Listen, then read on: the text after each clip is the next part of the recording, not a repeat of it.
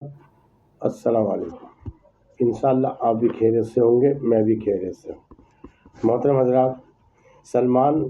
رضی اللہ تعالیٰ کہتے ہیں کہ میں نے حضور اقدس صلی اللہ علیہ وسلم سے پوچھا کہ 40 حدیثیں جن کے بارے میں یہ کہا گیا ہے کہ جو ان کو یاد کرے جنت میں داخل ہوگا،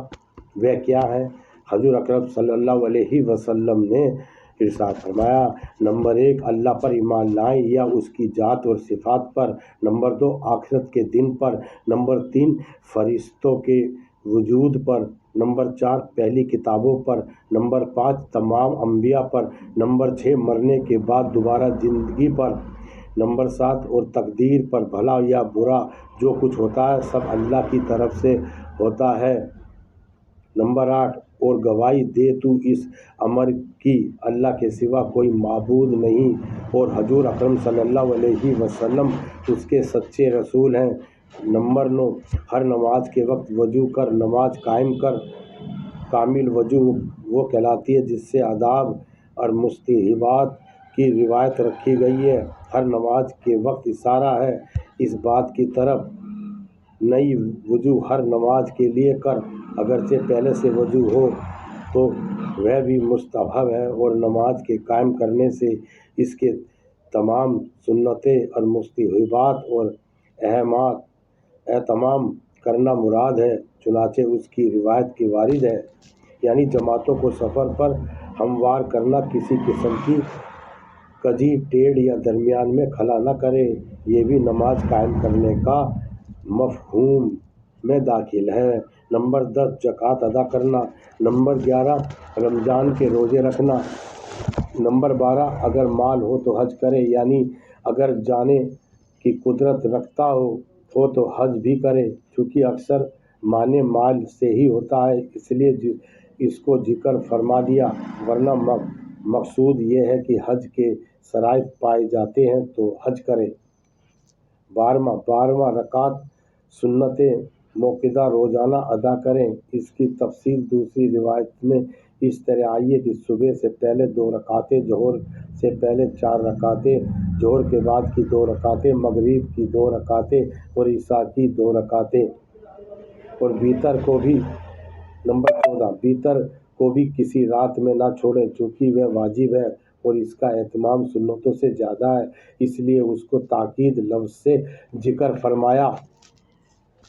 نمبر 15 اللہ کے ساتھ کسی کو شریک نہ کر، نمبر 16 والدین کی نافرمانی نہ کر، نمبر 17 اور ظلم سے یتیم کا مال نہ کھائے، یعنی اگر کسی وجہ سے یتیم کا مال کھانا جائز ہوتا تو جیسا کہ بعض صورتوں میں ہوتا تو مجاز کا ہی نہیں،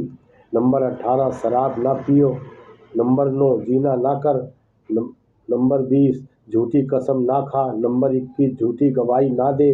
نمبر 22 خواہشات نفسانیہ پر عمل کرے، نمبر 23 مسلمان بھائی کی غیبت نہ کر، نمبر 24 افریقہ پاک دامن اور عورتوں پر تہمت نہ لگائے، اسی طرح عفیف مرد پر، نمبر 25 اپنے مسلمان بھائی سے کینہ نہ رکھے، نمبر 26 لہو و لعب میں مشغول نہ ہو،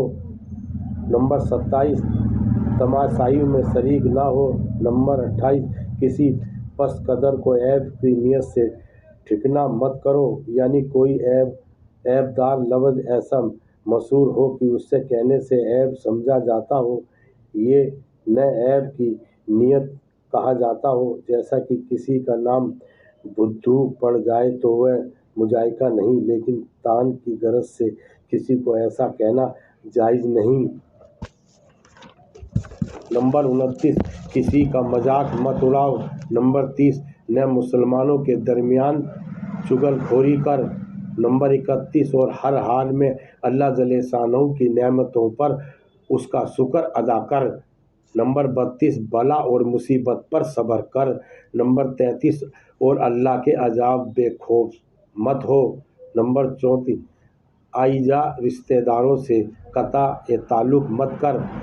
نمبر 35 بلکہ ان کے ساتھ صلہ رحمی کر، نمبر 36 اللہ کی کسی مخلوق کو لعنت مت کر، نمبر 37 سبحان اللہ الحمدللہ لا الہ الا اللہ واللہ اکبر، اس الفاظ کا اکثر ورد رکھا کر۔ نمبر 38 جمعہ اور عید میں حاضر مت چھوڑ۔ نمبر 39 اور اس بات کا یقین رکھ جو کچھ تکلیف راحت تجھے پہنچی وہ مقدر میں تھی اور جو ٹلنے والی نہ تھی، اور جو کچھ نہیں پہنچا وہ کسی طرح پہنچنے والا نہ تھا۔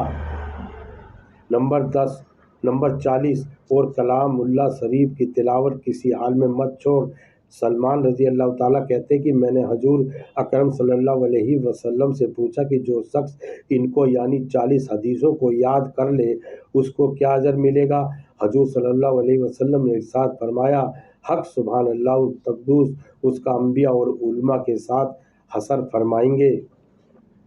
حق سبحان اللہ تعالیٰ ہماری سیئات برائیوں سے درگزر فرما کر اپنے نیک بندوں پر محض اپنے لطف و شامل فرما لے اور اس کی کریمی شان سے کچھ بھی بعید نہیں۔ پڑھنے والے حضرات سے بڑی ہی نرمی کے ساتھ استدعا کی دعا خیر کے